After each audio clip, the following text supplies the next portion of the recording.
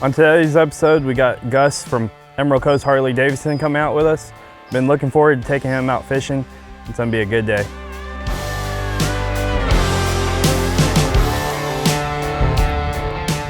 Oh, he's chasing it. There he is. Got him on. Yeah. That bites like no other. Yeah, These things are so big and so powerful when they hit that top water. It's There's nothing like it. A different experience.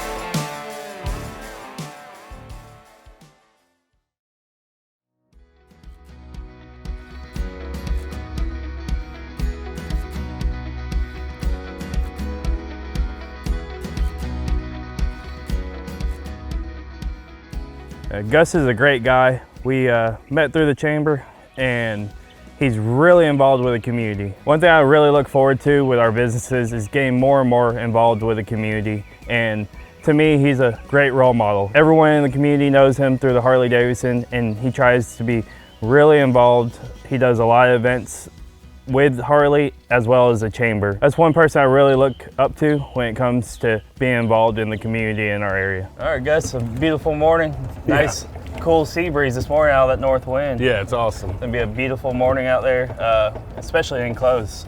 Amberjack bite's been good. I found a great bite yesterday. Yeah. I'm looking super forward to getting you out there. We even caught some on topwater, so if we can get that going, that's gonna be crazy awesome. Yeah, look forward to it. We're gonna start off, there's this tie line right here. These Amberjacks real lively baits, like hardtails and thread fins. We'll grab a few of these and then we'll take off and get down, check out some of these wrecks I have and see if we can get on some Amberjacks this morning. Sounds good, man. Looking forward to it. All right, man. Let me circle around, find a bait show on the machine and we'll drop down some sabiki rigs, see if we can get some more bait. 10-4. I met Josh, actually I met Anna first at a chamber event. I was on the board of directors for the Fort Walton Beach Chamber of Commerce and they had joined the chamber with the shop and that's how I met Josh and Anna, through the chamber.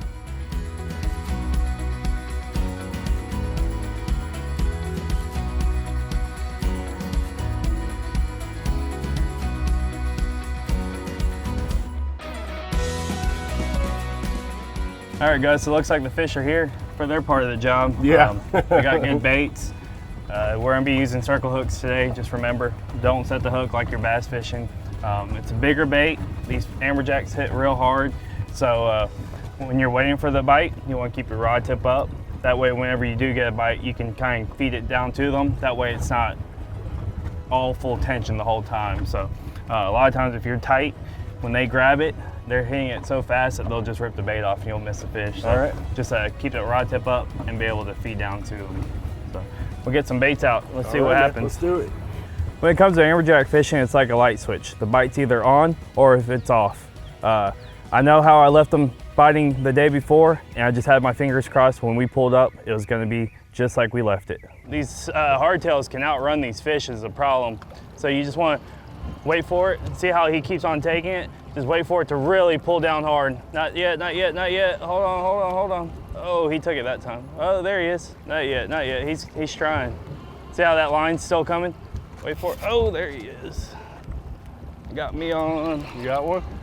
Start reeling on yours. Reel, reel, reel, reel, reel. There you go, double hook up. Oh boy. Probably one of the hardest fighting fish out here. You got yours up? Yep. All right, hold on one second. Yeah.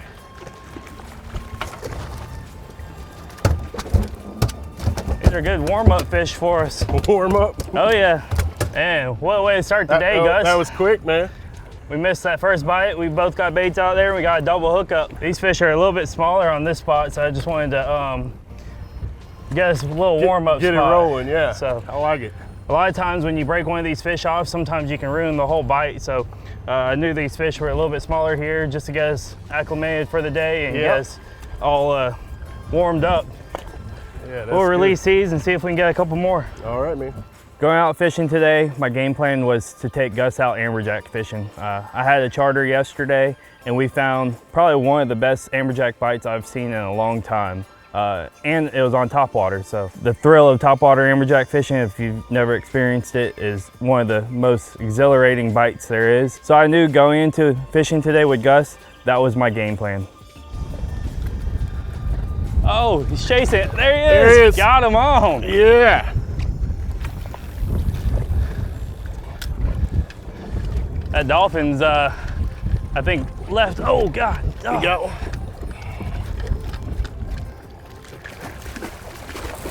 Woo! You got one too? Yeah, just let him sit there in the water. We'll bring them both in at the same time so we don't have treble hooks dangling around us. Woo, buddy. Keep fighting. That dolphin left. See how much more active they are? And that bites like no other. Yeah, These things are so big and so powerful when they hit that top water. It's There's nothing like definitely it. a different experience. The anticipation too, because you can see them hit. It's always exciting seeing a fish hit top water, Yeah. but something at this size, and such a big splash out there. Ooh, look at that. Double hook up on the Yo-Zuri topwater plugs. Yeah, man. All right, go ahead and lower that pole or open it up. There you go. Glad I was able to finally get you out here. Yeah, we've been working on it for a while. Yeah, it man. paid off too. We picked the perfect day. Yeah, it's we've dealt with a lot of high wind days this year. Been busy with your new tractor place, That's and right, we've been man. busy too. It's hard to get out here sometimes. Well, this is a good release for sure. I'm glad to finally get you out here, and the action's phenomenal, man. Yeah. Great day, worth the wait. We'll let these things go. Yeah.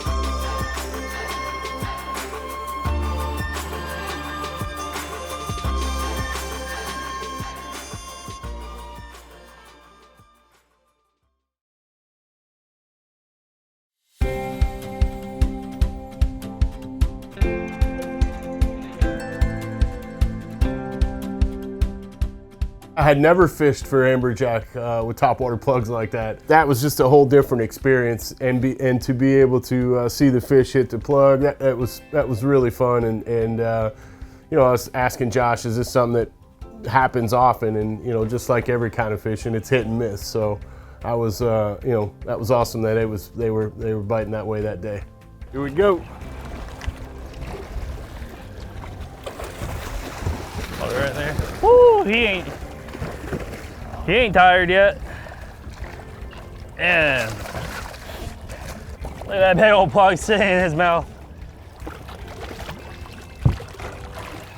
Woo! Woo! Yeah, that was awesome.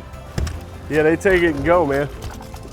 Hooks are stout. What do you think about that? Man, that was awesome. You see him hit it, and then just get to getting. Going to go bass fishing? Yeah, I'm good on the bass fishing. It's hard to beat that by after going. That was fun, man. Seeing a big old amberjack hit one of these plugs. Yeah, look at the colors on that thing, man. Look at the muscles on these things. All right, let's see if we can get you a real big one on that plug. Do they normally bite like that, or? Certain times of year, and you gotta really have them active. Yeah. They're not always like that, but when they are, we like to take advantage of it. Yeah. When it comes to a topwater amberjack bite, it's probably one of the most exciting, thrilling bites you'll ever see out in the saltwater world. The explosion's huge. Sometimes they come out of the water. Even when they miss the lure, it's exciting. Just seeing the water, the explosion, the splash from them hitting that lure or trying to hit that lure, there's nothing like it. We got them fired back up. You should get one this time. Oh! You got one? Oh yeah. Give it a little bit bigger tug. There you go, just like that. And you've had so many explosions on yours, they just keep on missing your lure. He was hungry. Oh yeah, man, he crushed that lure. Yeah, he did. It's probably one of my favorite topwater plugs out there. They're super heavy. See how easy it is to cast so far out there? And they got real heavy duty hooks. I mean, That thing got crushed and hooks are perfect, and just like new out the box. Ready to go. The Yozuri topwater plugs are my favorite. They're super heavy. They make for great long distance casting, which allows us to work the lure a lot longer before it gets to the boat. And they have super strong hooks. I've never had one let me down. Oh, I got him on. Yep, me too. There you go, double hookup. All right. Real fast, catch up to that one. Oh man, there they are.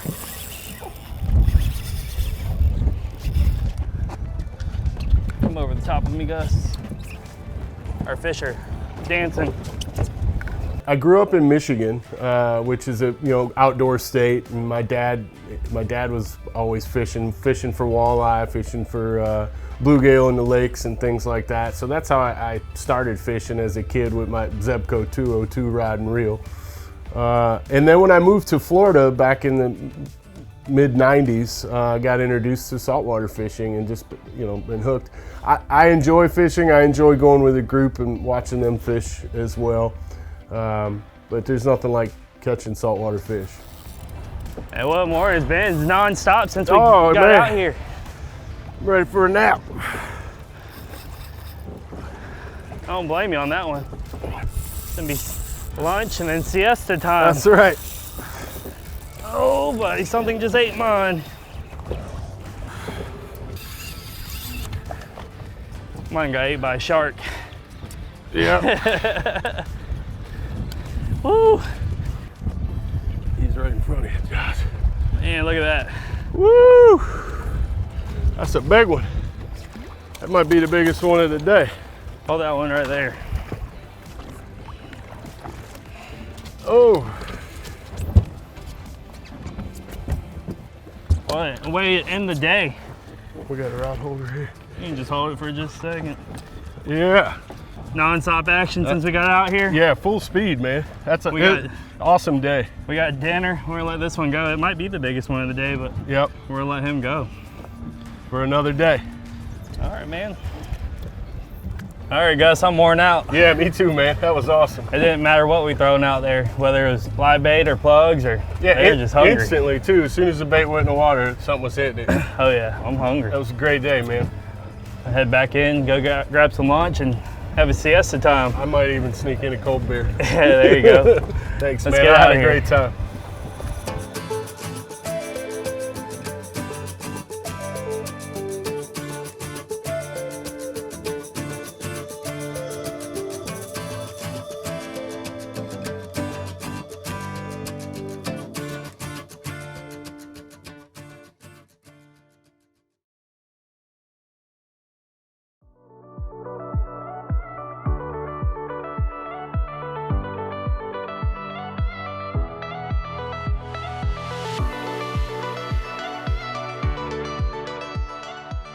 Josh is a man of few words, so I had to pull out of him what the agenda was. But I knew we were gonna have a good time. That was my expectation. Let's just have a good time, and I knew we were gonna catch some fish. So it was awesome to have the day that we had catching those amberjack, and it's like from the minute we put our lines in the water, we were catching fish. So that was awesome. Hey guys, Captain Josh, Goin Coastal TV. We just got done with a killer trip. Caught some keeper amberjacks for dinner tonight. I'm gonna show you guys how I like to clean them. Start off with, I always cut right behind the pec fin. I use the body, the top of the body, as my guideline. Once I have the entire top of the fish cut, I just use that as my guide and follow the backbone. Once I get to the middle of the bone, the middle of the fish, I like to stick the knife all the way through. Make a little finger hole for myself, a little cheater hole. That way I have better grip on the fish, and do the same thing as I did from the top for the bottom of the fish.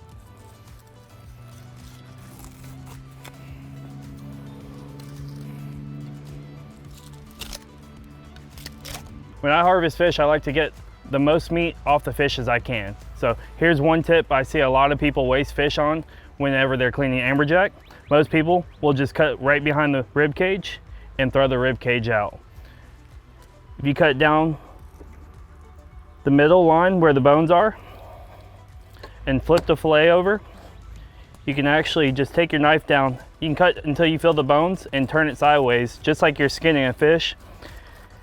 And you can fillet the meat right off the rib cage to yield all this extra meat right here that most people would throw away. If you guys want to see more tips on cleaning fish or advice on tackle, check us out on all our social media platforms at Goin Coastal TV. The bite was crazy today. We were only out there for a few hours and it was non-stop action from the first bait to the time we were both exhausted. It was one fish after another. And by the end of the day, I was worn out. Hey guys, here to talk to you guys about the tackle we used on today's episode. We went out amberjack fishing, we used live bait, and we also used topwater poppers from Yozuri. For our rods, we used 7-foot and 6/6 foot plasma tube boat rods, paired up with a BGMQ 8000. We had 50-pound braid on it, so we had line capacity as well as the strength that we needed on the line. My favorite popper are the Yozuri poppers. They're really heavy, makes for great casting distance, and they got super heavy duty hooks that are great for amberjack fishing. Amberjack fishing is one of my favorite species to target. They're powerful, it's action-packed fishing, and to end the day, they're always great table fare for a great dinner. When we got back to the dock, we cleaned our amberjacks up with our sword fishing knives. Overall, we kept the tackle to the minimum and pretty simple. We used hooks and poppers. You don't always have to have a bunch of stuff to have a successful day of fishing. The fishing was action-packed today. Overall, it was a great day of fishing. We had a great time, caught plenty of fish. If you guys want to learn more about any of the tackle we used on today's episode, check us out at Emerald Coast Bait and Tackle or ecbaitandtackle.com.